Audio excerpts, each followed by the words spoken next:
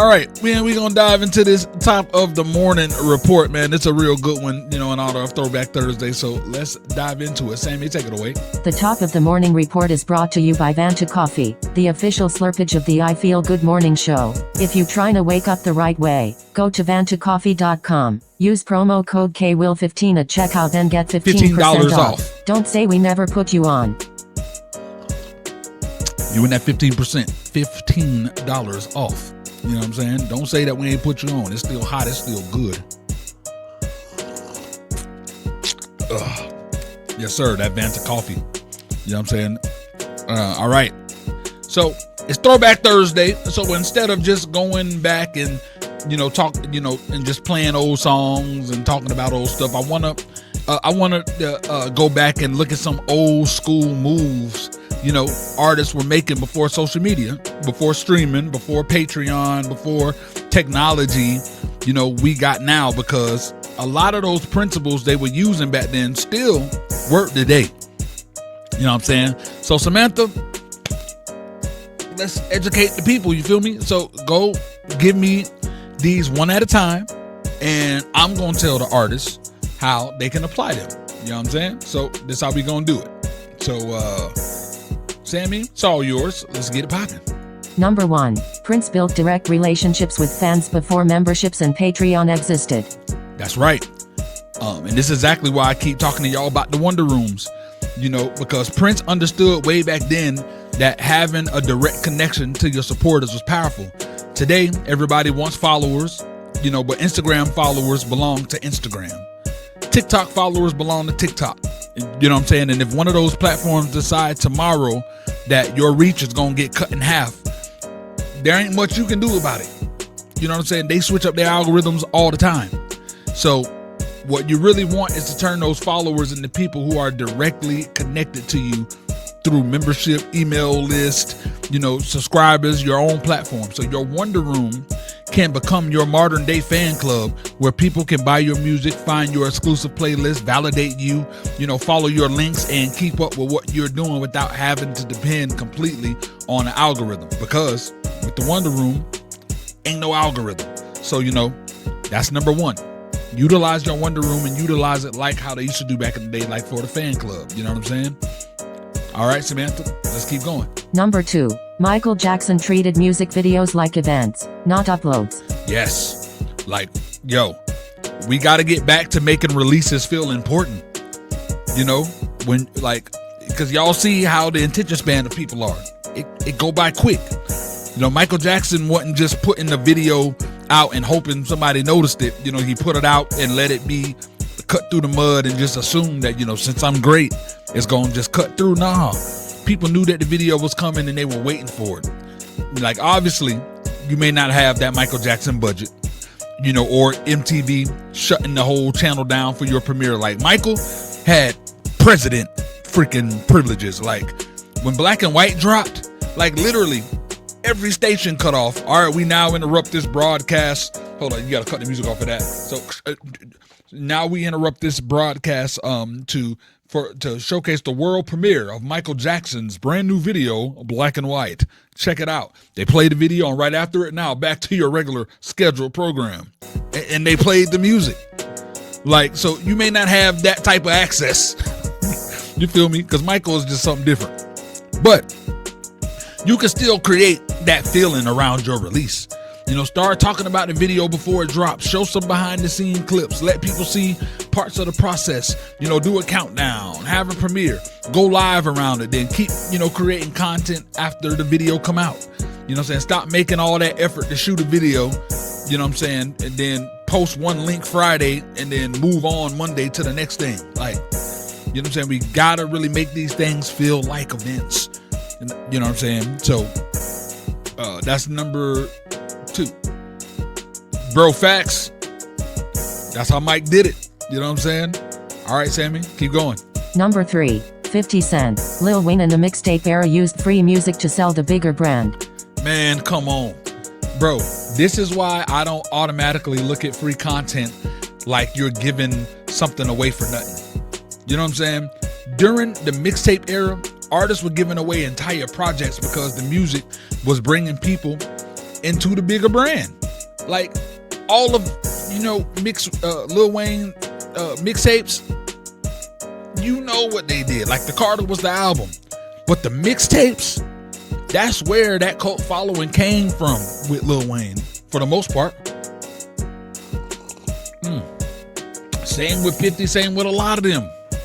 You know what I'm saying? Like I remember, I'll never forget it. Shout out to my boy Big Red, our real estate investment coach. Shout out to Big Red.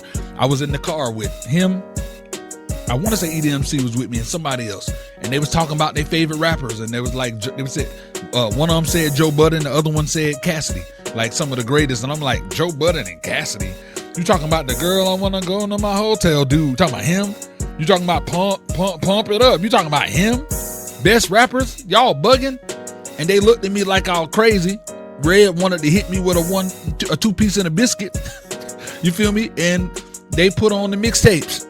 And my mind was blown at the sheer lyrical genius, the punchlines, the metaphors, the word schemes, the rhyme scheme, everything. It was crazy. And mixtapes were doing what the radio couldn't do. You know what I'm saying? It was bringing people into the bigger brand. So the free song might turn somebody into a fan who later buys the album. You know what I'm saying? That comes to the show, purchase the merch, support something else you're doing.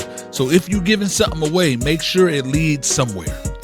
Give them the free record, but send them to your Wonder Room. Get them that freestyle. You know what I'm saying? But make sure that there's somewhere they can actually buy the album too. You feel me? Free makes sense when there's a strategy behind where the person can go next. So utilize that. All right, Sammy, keep it moving. Number 4. Motown trained artists in interviews, fashion, stage presence, etiquette and performance. Yes, big time. This one is important because artist development has really disappeared. A lot of people think because they can make a good song, everything else is supposed to be, figured out and it figure itself out. But that's not the case. You still have to know how to perform, how to answer interview questions, how to walk into a room, how to introduce yourself, how to network, how to present yourself professionally. Your music might get somebody attention, but everything surrounding the music helps determine what happens after they start paying attention to you. Like artist development is key. And it used to be back in the day before social media, record labels see somebody or hear them and think that they're good. All right, we love the way Prime is sounding right now. Juvenile Prime is crazy. Yeah, that's all right. Let's take them. They'll do artist development with them. They'll give them media training. They'll work on his stage presence. They'll work on how you do interviews, work on wardrobe. They don't do that no more. Now we got the access to social media to put all our stuff out. Now labels are like, they looking for people. They see a finished product. They look at somebody that got the media training, that got this and got that. Like I've been in rooms, I swear to you, I've been in rooms where people are talking about artists that they want to push. And I just got to be a guest in the room for something totally different. But they were like, come sit in with it. And they're playing certain artists. And I'm like, oh, I heard of this cat. Fire. But they're like, nah. And I'm like, what you mean? Nah. And they went to a few of his interviews and saw how, the interviewer got to, pull teeth to get certain questions out of him. He don't certain things. It was a complete turnoff. And it's all because he just wasn't educated. So his dope music videos and dope music took a back seat. So learn this stuff. Get it together. These are things you're going to have to learn. A very important one is when you're performing. Just like things go wrong with us as showcase hosts and going live and stuff, things go wrong on that stage. I got 2 good examples. One, a smaller example, 2 years ago. God, I can't believe it's been 2 years ago. Did this Christmas show out in Wellington. Shout out to my boy Kaiwan Monitors. He was out there too. But we were doing the show and I'm killing it. Obviously, I do my thing. The DJ, as I'm rapping in the middle of I think I'm in the second hook, getting ready to go into the second verse, and their sound cut off. their sound cut off, and it's like, oh crap. And I tell you, immediately everything slowed down, and immediately my mind had to go into, all right, we can't lose this audience. We got to continue. I've seen people panic. Look at the DJ, yo, what's going on? Oh, sorry, yo. No, not me. I just kept rapping. I just repeated the last 4 bars of the hook. The crowd stayed with me. I was signaling them to clap, and I went on with the second verse. And then when that music dropped again, went right back into it. Didn't miss a beat. These are things that you have to prepare yourself for because they happen. You know what I'm saying? Number 2, another situation. This is one of my favorite memories. At the time, there was an artist that was out, Iceberg, that was out in South Florida, and I was one of the openers for one of his showcases out in Broward. And they had like maybe 12 opening acts and then him. So of course the audience was there for him, but you know, they let the 12 go. So I think I was number 5 or 6 on the list. And I saw as the people before me were performing, the audience wasn't showing them no love, whether they were good or not. Like if people say put their hands up, nobody putting their hands up. They kind of scattered, nobody paying attention. You know, they're just giving them the bare bones minimum, not even. And it's not that these people ain't good, it's just they want to see who they came to see. So I knew by the time I got up there, I was gonna have to handle this, because it was, you know, and these are things that you got to prepare yourself for. Like, I want to go up there and I want to have a good show, because the audience can determine the show. You feel me? So I went up there. I took a chair up there with me. So DJ called it up. It was real cool. All right, so give it up, Blaze Hunter. Out of that crowd of 100 or so people, just maybe 6 or 7 people clapping. I put the chair down. I sit on the stage and I just sit there. So people are wondering what the heck going on. Like, what is he doing? Just sitting there, bro. So some people start laughing. Some people are like, what's up? So I look at the DJ. I'm like, how much time we got? I got my 10 minutes, right? All right. I say, because look, my mom always told me treat, you know, people as they treat you. And he called my name and said, make some noise to Blaze Hunter. Y'all ain't say nothing. So, you know, y'all giving me silence. I'm going to give y'all silence. And, you know, some people laughing, no, go ahead, dog. Da, da, da, da. I said, no, y'all got here making me feel like I ain't nothing. You know what I'm saying? No, I'm good. I'm finna sit here and chill, because I'm gonna do unto y'all like y'all do unto me. You feel me? And, you know, so some people laughing. So now more people, nah, come on, dog, get up there, do your thing, bro. Whatever. All right. So when he called my name, y'all at least make me feel like I'm Michael Jackson or something like that. Dang. I was like, DJ, do it again. DJ came out. All right, y'all give it up for Blaze Hunter. Whole crowd erupted. The show went amazing after that, as far as my performance, because they was into it. You had to figure out something to make them work. Give me my music back. So, I say all that to say, people ain't gonna artist develop for you. So learn as much as you can. You know, I got Ninth Wonder University coming out real soon. Y'all know I've been working on this thing crazy. You know, I got a million things. So, like I said, I'm hoping by the end of the year or the start of next year, I have it ready for y'all, because artist development is definitely one of the things in there. So, but in the meantime, try to learn a lot of this stuff yourself. The knowledge is out there, you know, try to get it together. All right, real talk. All right, my bad, Samantha. I know you've been waiting. Go on to number 5. Let's get it. Number 5. Master P sold music directly out of his trunk before direct-to-consumer became a buzzword. Facts. Master P understood that if somebody wanted his music, he could sell it to him himself. You know what I'm saying? That mentality is still powerful today. Artists are uploading everything to Spotify and wondering why there isn't much money coming back. Because streaming, streaming don't pay that much money. Streaming can be a part of your business, but what can somebody buy directly from you? Maybe it's the album, you know, merch, exclusive music, tickets, a signed copy of something, a special package, you know, whatever makes sense for your brand. Your Wonder Room can basically become that digital trunk, right? Instead of pop in the trunk, open with CDs in the parking lot. Now you can send somebody to one link, let them support you directly.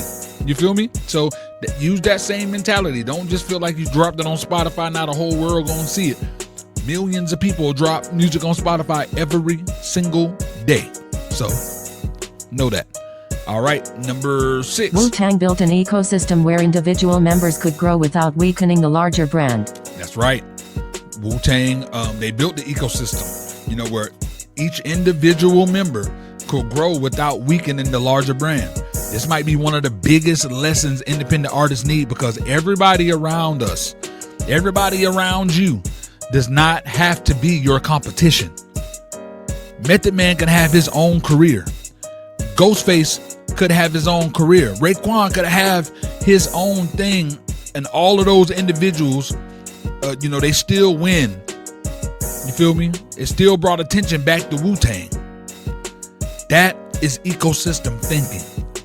If somebody next to you start winning, figure out how everybody can build from that momentum instead of getting jealous. You know what I'm saying? Because the spotlight hit them first. Like, stop that. One person growing can open doors for everybody connected to them if the relationships are built correctly. Not everybody got to be Jordan on the team. You know what I'm saying? That's that mentality that I was using. The one thing I loved about that Julie Connor showcase when we did that, it was the first time in a long time where I saw a big group of all-stars. Like, nobody was going for the MVP trophy. You feel me? We had a lot of people that could take that MVP spot that hit that stage. Cameron Airborne. This man is toured everywhere. Like, he got the type of momentum to where he could be the number one guy. Zodiac could be the number one guy. GM James could have been the number one guy. Freaking Prime could be the number one guy. Soldier Kid easily could be the number one guy. Nobody, Caps OG, everybody, they follow suit. Whoever had the most motion in that section, okay, we finna feed, they got the hot hand, let's feed it to him. Soldier Kid was the hot hand that night. Soldier Kid was the one. We all followed suit. Nobody jealous, it all helped the situation. That's the mentality. Dream team mentality. Not all-star break mentality where everybody fighting for that MVP trophy. Dream team mentality. So that's how it gotta be. Number 7. Number 7. Artists used to work one album for a year or longer. Man, this a big one. This one drives me crazy because artists today will promote a song for 2 weeks and start talking about it, the next thing like the song died. Bruh.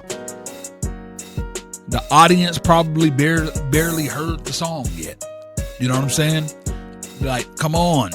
You spent months making the record, preparing it, getting it mixed, shooting the video, designing the artwork, and then you give the actual promotion 14 days?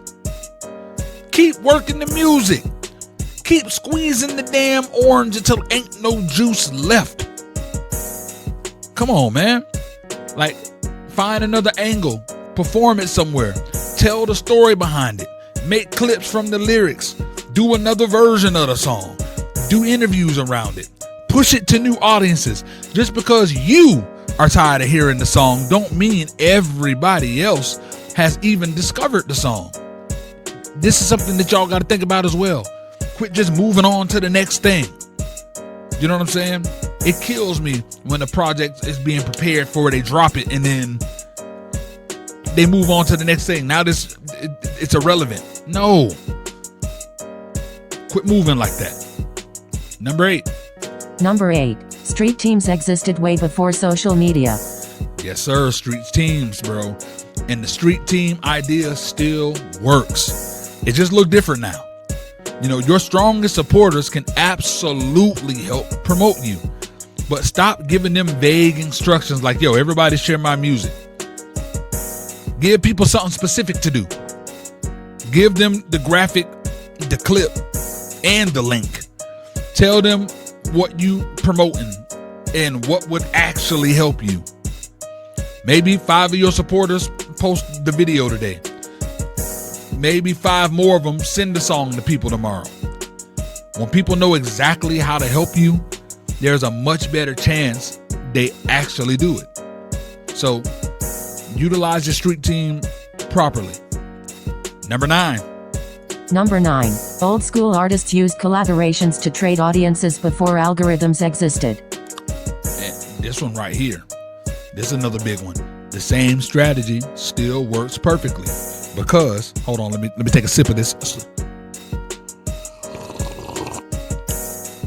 That thing's still hot. I wish y'all could see the smoke. Could you see the smoke coming off that beast?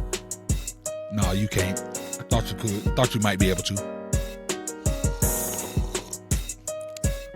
Oh, that's good. Okay, that thing extra strong today too. Where was I? 41. You know how it go. But yeah. So collaborations are supposed to introduce you to people who may not already know you. You know, and that could be another artist, but it could be a DJ, you know, a podcast influencer, a brand, a comedian, you know, somebody with an audience that makes sense for you. You don't always need the biggest collaboration available neither. You know what I'm saying? Like, I would rather work with somebody who has 5,000 people that actually care about what they're doing than somebody with 1 million followers who ain't paying attention. You know what I'm saying? Like, really, like a lot of times, like we just want to do collabs and just be out there and do it. Quit giving people collabs. Quit just giving anybody a collab. Like, you know, now there's a difference. Like for me, I'm not just going out and hitting people up. Yo, let's collab. Let's work together. Let's work together. Because it got to make sense. You know, you feel me? It got to make sense. There are some people who do collabs with me and they're strategic when they do a collab with me because they know that I'm going to push. You feel me? My audience is going to learn about whoever that person is I collabed with. You know, that right there is how you move. You know what I'm saying? Like don't waste time doing a collab if you see that person don't even push themselves. It's pointless. What is the point outside of having some dope music? If you just want to do the collab and you just want, yeah, but you know, we sound good together and it's going to be cool, then, you know, by all means, do you feel me? But if you really trying to make impact, the purpose of the collab is to cross promote. You want some of his fans to become your fans. You want them to be, then make sure that you collab with somebody that got some type of motion, or you at least they take their pushing to their audiences seriously, you know? All right, on to number 10, the last one. And number 10 artists used to build local fame before national fame. This, man, and I really want artists to understand this one because social media has everybody thinking success means the entire planet has to know who you are. It does not. Imagine having 2,000 or 3,000 people in one area who genuinely support you. They come to your shows, they buy your music, they purchase your merch, they tell their friends about you, and when your name getting announced somewhere, they actually show up. You can build real momentum from that before the rest of the world ever, you know, catches on. So become important somewhere first and then grow from there. It don't necessarily gotta be your exact hometown either. You know, maybe, just maybe, there's a bunch of people who love you in Atlanta. You know what I'm saying? Find a way to grow that, sustain that, give those people, you know, give them some exclusivity, build that, you know, but a lot of times it can be from where you are. So, become important somewhere first, and then you grow from there. Straight up. And yeah. So basically, the technology changed, but most of the fundamentals didn't. Exactly. And that's what I wanted to do for this Throwback Thursday. You know, sometimes we looking so hard for the newest marketing trick that we ignore lessons artists already proved decades ago that still work. Build direct relationships with your people. Make your releases feel important. You know, develop yourself beyond just the music. Sell something directly. Work your records longer than 2 freaking weeks. Collaborate intelligently. Build your community and give your supporters a real place to connect with you. A lot of those old school ideas still work perfectly. We just got new tools, to do them with. That's it. And artists, especially the ones in our ecosystem, that's where I want you thinking about your Wonder Room differently. Don't look at it as just another profile somebody told you to fill out. Start thinking about it like your fan club, your direct store, your home base. If somebody likes what you're doing, give them somewhere to go where you can actually continue that relationship. And that is your top of the morning report. You're rocking with the best. Yeah. I feel good.